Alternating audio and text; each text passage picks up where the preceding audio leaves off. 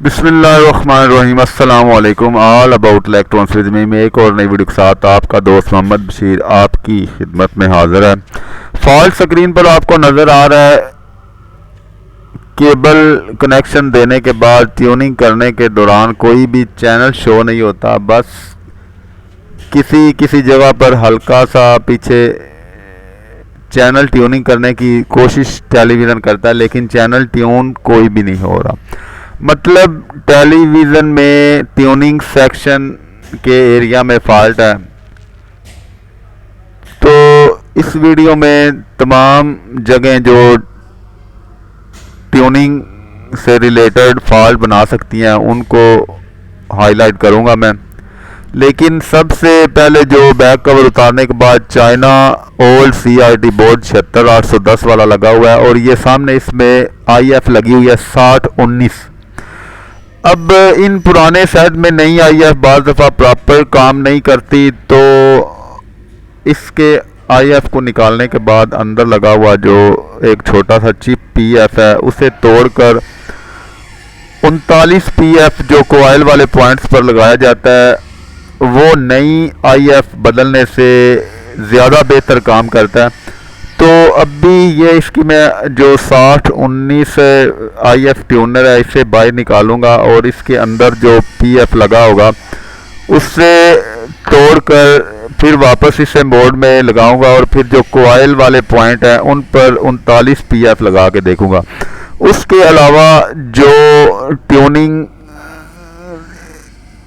वाली पिन है चैनल की उस पर जो पीछे ट्रांजिस्टर लगा होता है 18-15 जहाँ पर 33 वोल्ट आते हैं उस एरिया को भी वॉश और रीसोल्ड करूँगा, क्योंकि वहाँ से भी ट्यूनिंग का मसला बन जाता है।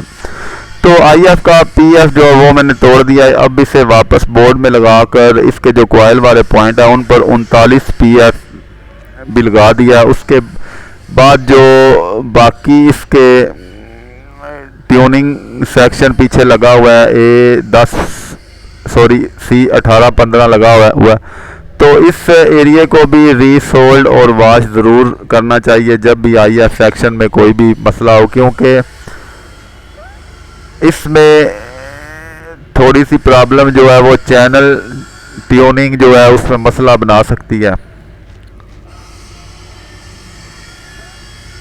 इस तमाम एरिया को मैंने रीसोल्ड और वॉश कर दिया है। 33 वोल्ट जो जीनर पीछे लगा हुआ है उस सेक्शन को भी रीसोल्ड और वॉश कर दिया। तो चैनल बोर्ड पर और भी जहाँ जहाँ मुझे ड्राई सोल्ड नज़र आ रहा था इसका वो ड्राई सोल्ड भी ख़त्म कर दिया। तो अब ट्यूनिंग इसकी लगा कर देखते हैं।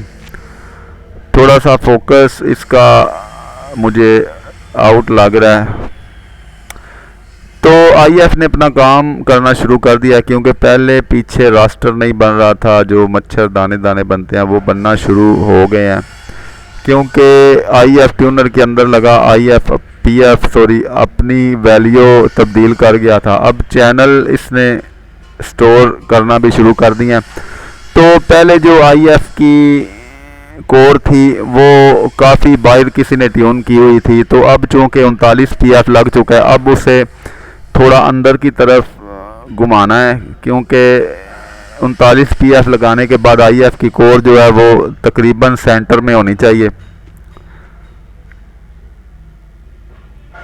इसके अलावा अगर फिर भी टेलीविज़न सेट ट्यूनिंग का मसला कर रहा होता है तो चैनल RF चैनल जो है उसमें भी कोई डस्ट वगैरह जम जाए तो भी टेलीविज़न सेट इसी तरह का मसला करता है।